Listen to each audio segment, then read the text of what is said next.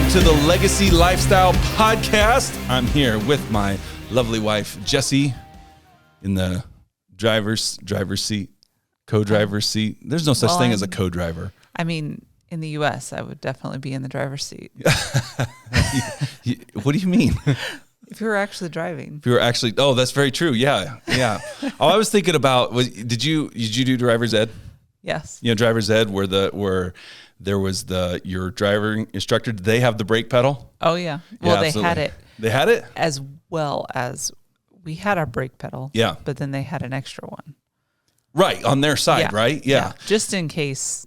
Weren't paying attention or whatever. Well. So funny story with driver's ed, and then we're not here to talk about driver's ed, but just as I was thinking about this, I was doing driver's ed. Of course, I went to Alma, so small town. So our teacher took us up to Holdridge, right? Because you could actually parallel park in Holdridge. I don't think there's any parallel parking spots in Alma. I don't think. That's weird. Yeah, it's really weird. So we couldn't really learn there, but just to get us out on the highway Even on and all a that. Side street? I don't think so. I mean, you could pull alongside, but there are no stalls to actually practice on or whatever. At least I don't think so. We never did it there in Alma. But anyway, we drove to Holdridge, and anyway, I was with a friend of mine and our driver's ed teacher, and his dad used to drive this big yellow truck, and he was a carpet layer, and he was coming down the street, and my buddy was driving, and he was pulling up parallel parking, and I said, "Hey Luke, isn't that your dad?"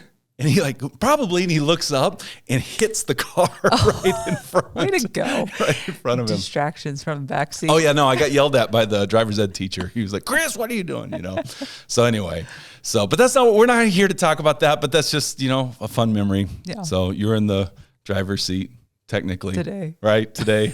We're going to switch next week. So anyway, hey, we're continuing on this series that we're talking about. Last week, we talked about micro and macro culture. And we're talking about having these difficult conversations and how do you have difficult conversations. And really at the heart of Legacy Lifestyle, it is a leadership.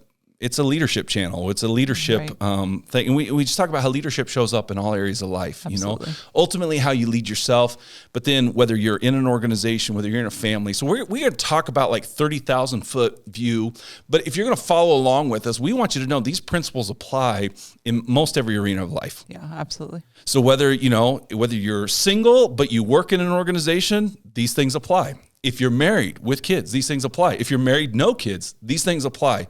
And really, because life is built around relationships, absolutely, we have to know how to navigate them. Got to know how to navigate them. And so what we want to do is we want to talk about just having those difficult, conversations. How do you do that? We were talking about last week, the micro and macro and understanding, what values maybe I have, what values somebody else has, and how do we work through those things. So as you're discovering those things, it's important that you have truth-centered conversations. Right? We have to agree on what's true. What obviously the terms of agreement, I guess, if you will, the standards. Yeah. Well, that's interesting that you say truth though, because in our culture, it's like truth is relative. Your truth. Yeah. Your truth and my truth is my truth. Well, that doesn't really work. I mean, if you really except think on about pizza toppings. In That's relationship, it really doesn't though. No, it doesn't. I mean, because you have to, even in marriage, you can't just agree to disagree about everything. Not everything, for sure. Because there needs to be a momentum moving you forward in hopefully the same direction. Yeah. In life. I think a lot of times when we talk about your truth, my truth, the thing of it is there are preferences. Sure. Again, and even some of those values, we might value live, rigorous debate. Maybe someone doesn't value, they value more soft-spoken but deep, meaningful connection and stuff. And it's not that either one of those are right or wrong. Right. So there are some things in our lives that are subjective. But when we're talking about, absolutely, this is what is true. Right. And what we agree upon, those are things there has to be, standards. I was just thinking about this, in every organization. Now, again, when I say organization, this even applies to families. Yeah. Right? Families we have the File organization. That's right. File Incorporated. Operating in our home. And you're in the driver's seat. So I don't know if that's really accurate to everyday life. Yeah, no. We very much believe in co-leading and God's given us gifts, and so we try to identify what those things are, and if one of us is better with budgeting, man, let that person run with it. Now we Right. both get input into it, and we Right, both, absolutely. get to have those conversations, but play into each other's strengths, I think, is so important. But ultimately, if you look at an organization or a family, back in the day, they used to, leadership workshops, I shouldn't say that because what I'm about to say actually undermines that. Conferences and stuff with organizations used to revolve around management. Everyone talked about management. All the books out there were all on management. Then it changed, 20, 30 years ago to now talking about leadership. And there's this age-old debate between the difference between leadership and management. And I came across a really helpful description by a gentleman by the name of Lingenfelter. All right, he wrote a book called Leading Cross-Culturally. And one of the things he said, I thought this was really helpful, because here's the thing. No matter what, you need managers. Right. You need managers. You need people who are looking at, what goes in, what comes out, production, right? And is the system working? Right. So there's a place for management, but there's also a place for leadership. And leadership allows for more creativity, maybe a little bit more responsibility and license, maybe the ability to make hard decisions. Well, and everybody in the corporation should be a leader.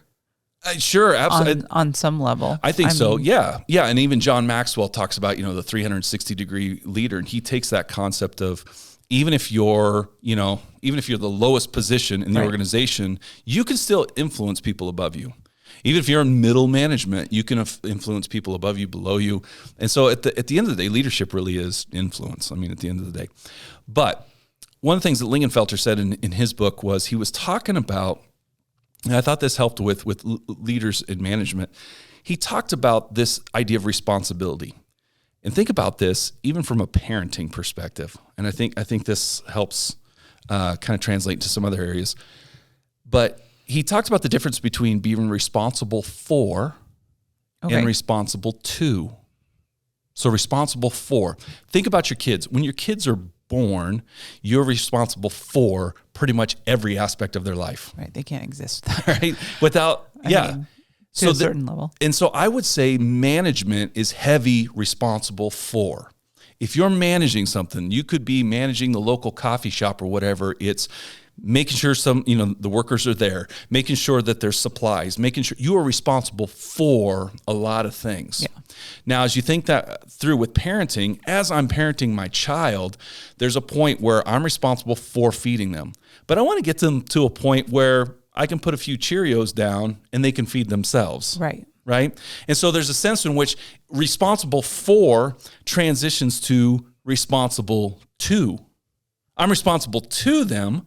I'm still someone that, they answer to or whatever, but I'm allowing for maybe a little bit more creativity. And so as you think about your kids progressing, the ideal is that by the time they're 18, you want them to be independent. I want them to be independent. I'll still be responsible to them. And I think about, even me just turning 40 this last year, my parents are still in my life, but they're not really not responsible for anything in my life. Right. But they still have that parental responsible to. Right. But there's a way in which, I could still go to them and ask for advice, ask for input, but largely my decisions are my own. And I was thinking about that even within organizations, this idea of responsible for transitioning to responsible to, that responsible for is management. Right. And there are times in organizations we need managers. Well, and especially if you're starting off, you definitely need. Absolutely. Yeah. Responsible for, because you have no idea what's going on. You're learning. Right. And so in our homes, as you think about it, raising our kids, and that's the thing, there's the debate about, I forget what it's called. There's helicopter parenting where you're just, that's very much a management responsible for, right? Or then there's this completely permissive parenting. Let them fall down, and I think there's, the debate goes back and forth, but I think it should be a gradual progression. I think that we should be responsible for, but then looking for opportunities as we raise our kids to be responsible to them, right. and giving them measured, times for risk, letting them, take and make failures. But so if you think of ourselves as kind of like CEOs, if you will, of our families, there's responsibilities. And so we've got to be able to, in that mix of being responsible for and responsible to, and that growing pain process. Again, think about the hiring process. Right. If you hire an employee, you're largely responsible for them. But leadership would say, hey, get them to a place where they can make some decisions, where they can have some responsibilities. But that's the thing. At the end of the day, when you're running a company, you're running a family, there has to be an avenue for feedback. There has to be team building, and there has to be how we measure our results. Okay, so how do you get there? How do we get there? Right. Well, one of the things, and here's the thing: if you tune into this podcast, the benefit of me going through a graduate level program is I've read a lot of books and come across a lot of different ideas. And even before his master's, he was reading a lot of books. So I like to put it this way: hey, I've read the books, so you don't have to. And Jesse's like, now that I've like regurgitated, she hasn't read them, but you've got to benefit from this too. Oh yeah. But our hope is that maybe through this process we turn you on to some ideas, and maybe you want to go check out some of these things. Well, there's a book that I came across a couple years ago, and it's called Radical Candor by Kim Scott.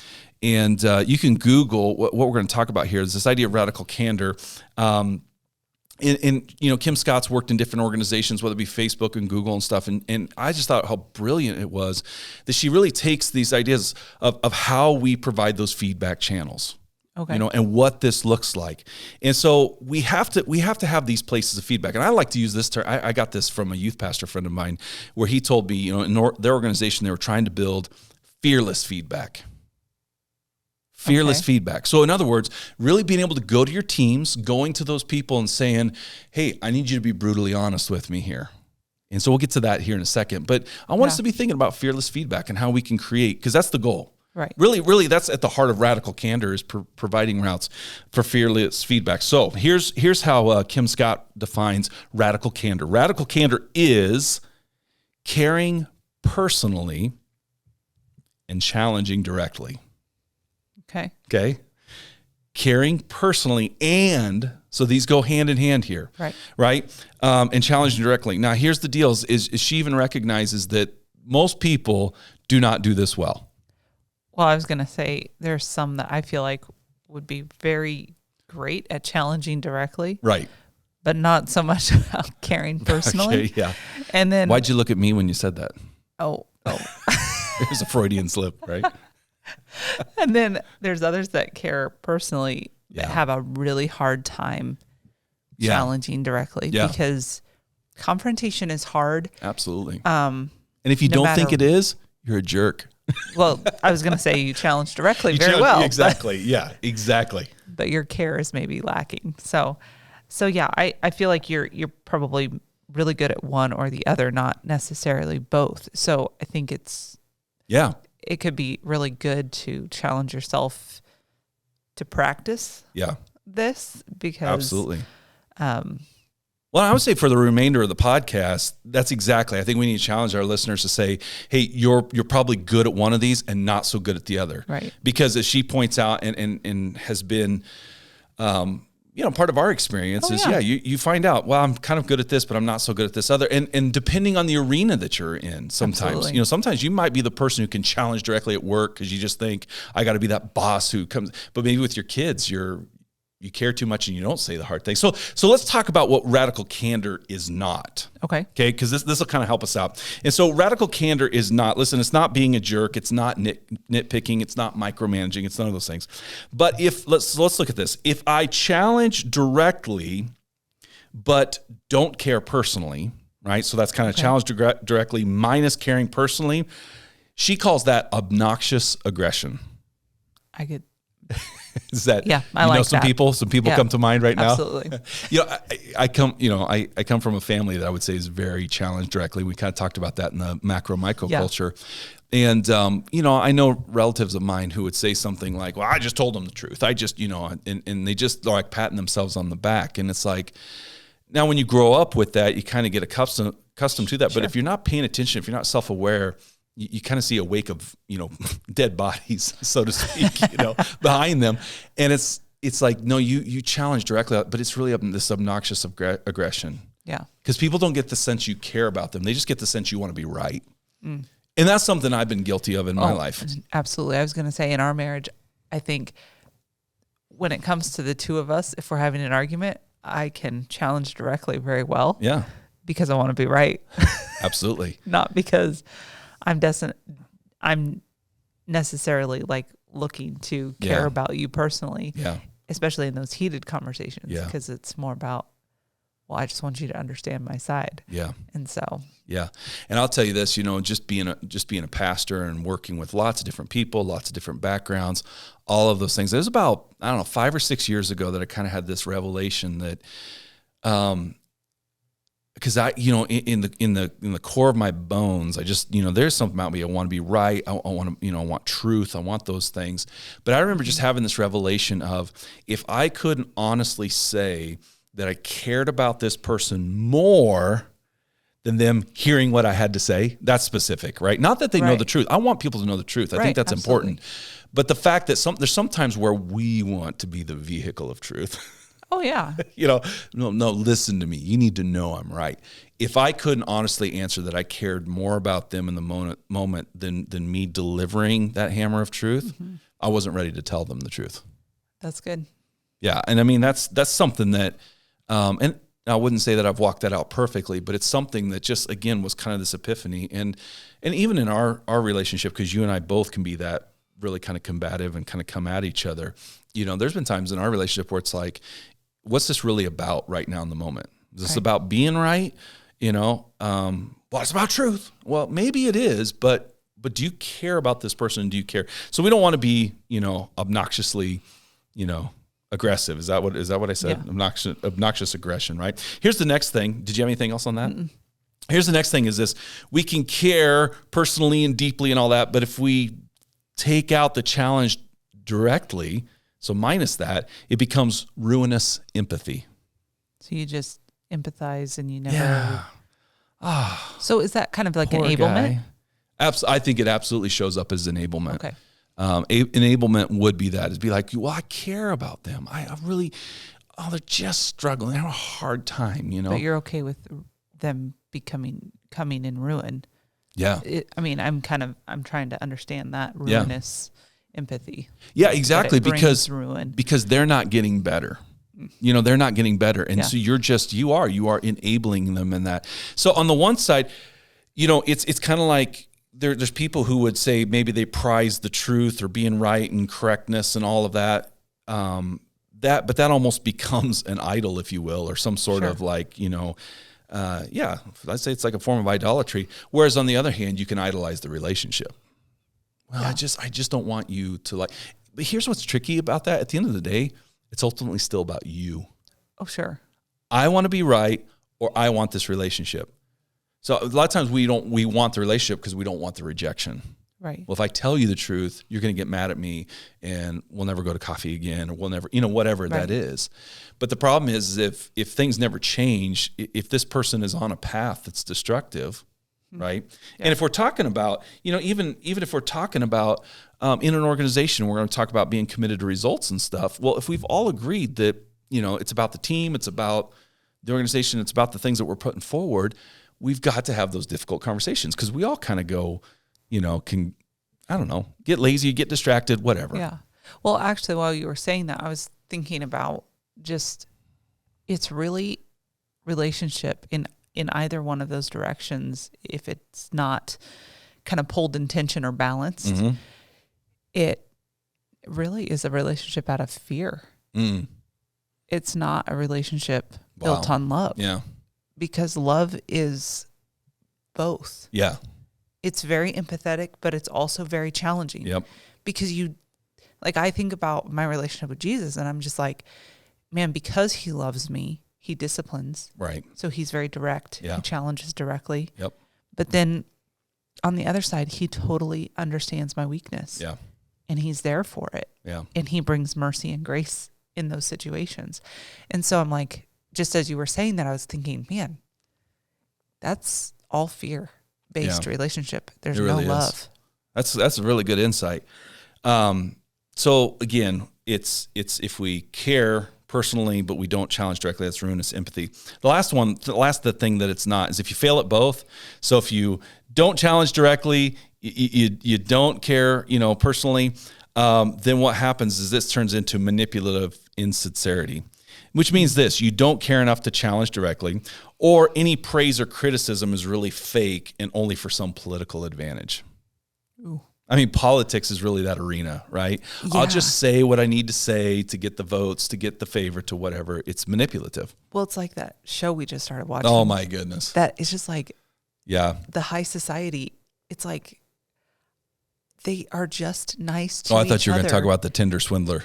Oh, that too. But I'm just like, which we're not endorsing the show, by the way, but it's crazy. Just, it's one of those things where it's like, it's all about propping themselves up, right?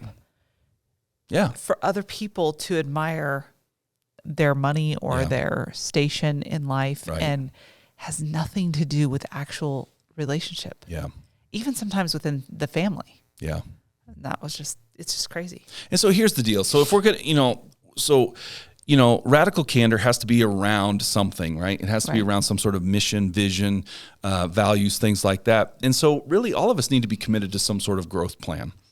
How are we going to grow? How are we going to grow as an organization?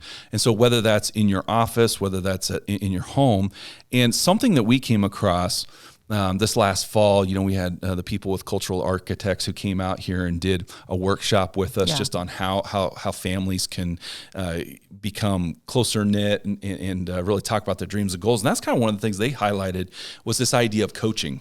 Yes. And really having these coaching conversations. And something that stood out to me was, oftentimes, if you've played any kind of athletics at all, junior high, high school, we think of coaching as that person who's telling you what to do. Right. But really in the corporate setting or in just life coaching is less that. It's more about drawing things out of you. Right. So that you're responsible for yourself. Yeah. And you have that buy-in. Well, I was like, when we were kind of going over this Radical Candor, under the care personally, what I liked was sitting down with another person, whether that be your coworker or, if you're the boss, obviously those that are underneath of you, and really finding out who they are, where they come from, like their life story, and then some dreams that they have, and then areas where they want to grow. Yep. And then trying to pull out of them by asking questions like, okay, well, if you want to grow in that area, how do you feel like you can how are you going to get accomplish that? Yeah. And that's something. And how can I help you? Yeah. And even being able to absolutely come alongside somebody. And that's something that, we've tried to kind of employ in our own, household. And it's still a work in progress. We're still trying to do that. But something that we have found that's successful is kind of, having a family meal, where we kind of just sit down and then the topic of conversation begins where we just start with ourselves, or we start with one of our kids and just say, hey, what's something you want to, what's something you want to achieve this week? Yeah. You're just asking them, okay, what do you want to achieve this week? Well, I'd like to get an A on this test. Okay. So how are you going to do that? What steps are you going to do? Well, I suppose you let them talk. Yeah. Which that's hard. It's hard. I mean, so Mick just had spelling bee. Yep. Okay. So he was like so excited. He got first in his class. And so I was like, okay, well, you need to ask your teacher if there's like a list or something like that. So I just jump into responsible for. Yep, that's right. Instead of asking those questions so that he's responsible. I'm responsible to him, but I'm not responsible for him. Yeah. And helping him come up with his own growth plan of how he can accomplish doing well at the county spelling bee. Yep. So, because otherwise what you'll do is you'll hold him accountable to your standard. Right. Which if he's not had any buy-in there, he's not motivated. Again, radical candor and this idea is like, I want to connect with your motivation. What are you connected to? Because if I can connect to what you're motivated to, then I can help you in that. I can hold you accountable. Well, and I think even like in relationship to marriage, I think we often stop asking, what are your dreams? Yeah. But I think in asking that question, having those moments of sitting down and asking those things, I think you start to realize the maybe differences that are happening in that other person. Yeah. Because sometimes I think you wake up some days and you're like, I have no idea who I married. And it's not because you're no longer in love with that person, or it's honestly because you've fallen out of conversation. I think because you're not asking those questions anymore. Yeah. You're not wanting to know their dreams. You're not wanting to know how how they want to grow. And so I think things are changing in them. I mean, I know they do for myself. Yeah. And if I'm not being honest with you in what my dreams are and how they've changed, you don't know the changes that are happening. And so you can't recognize it. And so, I would wake up and look like a stranger to you because the last dream I told you 10 years ago isn't the same thing I'm dreaming about now. So here's the deal is I think that especially in our families, this is a great place to start with Radical Candor because, you can't just jump into this like, well, you said, 10 years ago you wanted to be out of debt and look where we're at now. You don't here, I'm telling you the truth and I've put up with your shenanigans long enough. No, that's not, don't do that. But there are a way where we can start having these coaching conversations. And the thing is that, so here's the deal is I really think that you need to have some sort of regular check-in. Yeah. So if you're leading an organization, like you need a time where you're checking in with your team just to say, how are things going? Yeah. How are you, pushing the ball farther down the field or whatever. What's driving you? And just ask a lot of questions because then that becomes the thing that you can hold accountable to. So, some things like this would be, hey, what's your goal for this quarter? For our kids, hey, what's your goal this month? And then and here's the thing, we have a marker board on our refrigerator. Yes. Go mark those things down. Yeah. All right, Mick said this, Lizzie said this, Dad said this, Mom said this. And because then that becomes the thing of like, we check in next week. Right, or even like during the middle of the week when we're having another like dinner or breakfast or whatever. How's this going? It's like, hey, how have you been doing with your growth plan this week? Yeah. How you been doing? And so here's some critical questions. Again, we want to lead with questions because I don't want to step in and solve my kids' problems for them. I want them to come up with solutions. And so it's asking them things that are like, hey, okay, what do you want to accomplish? How are you going to get there? What steps are you willing to take? Just having those kind of leading things, let them come up with some stuff. Now, if they say something, write down, okay, you're going to commit to this. You're going to study an extra night a week, or like, Lizzie just came out of basketball season and I want to become a better basketball player. Okay, well, what are you willing to commit to? Right. And here's something. So here's something that we faced. Lizzie says, I want some extra practice. Hey, can I make a suggestion, Lizzie? Okay, ask for permission. Can I make a suggestion? Yeah. Hey, I'm willing to take you to the YMCA, but you need to let me know what works in your schedule. When do you want to do this? Do you want to do this on this night, or do you want to do this, after church, or what? And here's the thing: like even in our household, we put that forward, but Lizzie didn't necessarily take us up on that, right. But she never said. She never came back and said, hey, this is the time, this is the place, hold me accountable to this. Right, absolutely. Yeah. Well, and you have to kind of let them. Yeah, exactly. Because, again, you're not responsible for. Yep. I'm not living my basketball dreams through Lizzie, so I'm not responsible for her. Thank goodness. And she's not, I'm responsible to her. Yeah. So when she comes to me and says, hey, I really want to do this, then it's my responsibility at that point I'm her legal means of getting from place to place. Yeah. If she needs to go to the Y, I have to drive her. So I can help her by being there for that. Now, practically, here's the thing. So let's just say you're managing a sales team, okay, and you have certain quotas that you have to meet. Right. Well, that becomes a very tangible thing where you can start talking with your team and saying, okay, how are we going to get to 10,000? How are we going to, because again, there are things that as a manager you may be responsible for, right? And so it's okay, but then to push those things on your team and say, hey, what are you willing to do? Are you going to make cold calls? Are you going to, are you going to follow up with a client list? There are things that people can, but let them step up and take that. Now you can offer suggestions, right? And again, there's somewhat of a dynamic. If you're cutting someone's paycheck, they've got to do some things, right? Absolutely. Well, and I think that it's like, the challenge directly starts with allowing someone to criticize you first. Yeah. So you care personally, so you get to know them, you get to know their dreams, their growth, but then you ask them to give you feedback as to, hey, where is my leadership lacking? Or it's really tough. For me, like I just come to you, hey, Kris, how could I be a better wife? Mm-hmm. How could I help you? Or how could I love you more or show you respect? Are you asking right now? Sure. No, I'm just kidding. It's like, I got a list. No, I'm kidding. I'll have to talk about this later. No, but yeah. It's about to get real radical in here, radical candor. No, that's so important what you say, because you're right, as leaders. So no matter where you're at in an organization, and I think this is, especially in the home, inviting your kids. Now, the younger they are, maybe the easier this is, but these are practices we want people to get a hold of. But yeah, invite your team to criticize you in public, you know?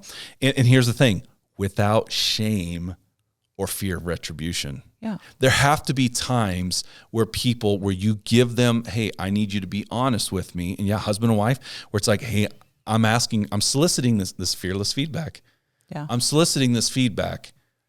And so here's the thing, no matter what they say, you really, not that you have to be okay with it, but you have to be able to take that and say, okay, now you might have to process through some stuff. Right. Absolutely. Well, and I would even say do, so then you can actually be honest back. Right. In like saying, okay, I heard this. This is how I understood this. Yep. Is that how you meant it? Yep. Because That's really again, good. you can think somebody's saying a certain thing to you and they might not even be saying that. Yeah. Because their brain processes information differently, and how they communicate is different than the way you communicate. And so even just asking for clarification on, hey, when you said this is what I heard. Is that what you meant? Yeah. And then you're able to take that back again and evaluate again what they're saying, and then kind of move forward. And then even offering, can I give you a criticism? Yeah. So once you're allowed to criticize me, and it's not for the purpose to one up them. Right, absolutely. But it is for that honest, that radical candor, that building honesty trust of like, okay, well, can I be honest with you about some things that have bothered me? Yeah. So be honest, Jesse. How easy is this? Hard. It's hard, right? It is. And the reality of it is, and we'll just kind of land it here, but the reality of this is this is a practice. It's nothing you ever perfect. It's nothing you ever get really good at, because life hands us so many situations. And sometimes, even if you do care deeply about somebody and you're honest enough, sometimes you can't control their response. No, absolutely. People don't always handle it well. But the problem is most often we don't give good feedback because either A, we've never received good feedback ourselves, or B, it's been done so poorly. But that cannot be an excuse for why we don't do it. Right. Absolutely. But we have to be committed to be better. We have to be committed to growth.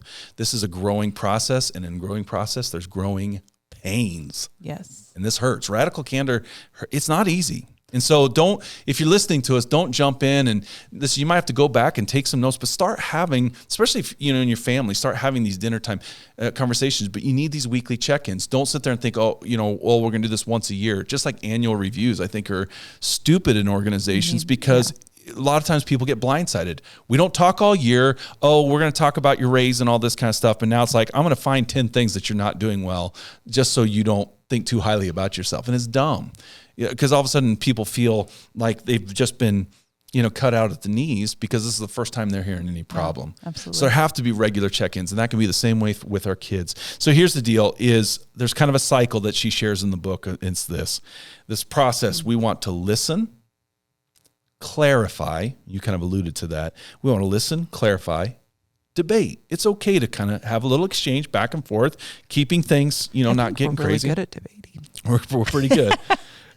Maybe a little, you want to listen, clarify, debate. Then we have to make a decision. Okay. You want to decide. Okay. Then maybe there's some persuasion that has to happen in there. Okay. But then it comes time to execute. And here's the last thing. Through. Yep. Execute, follow through. But then here's the deal. We have to revisit it. What did we learn? Mm-hmm. What did we learn? Because you may have thought you had the best plan, but maybe things didn't go right. And maybe your team needs to say, actually, if we did this again, this might be better. Right. But if we don't have those feedback channels, we don't learn. Sure. We don't learn. So there it is. We got to listen, clarify, debate, decide, persuade, execute. And then we got to circle back and learn. And then the process starts all over again. Yeah. We start all over again with listening and so on and so forth. So, all right. Another episode in the can. All right. Nice job, sweetie.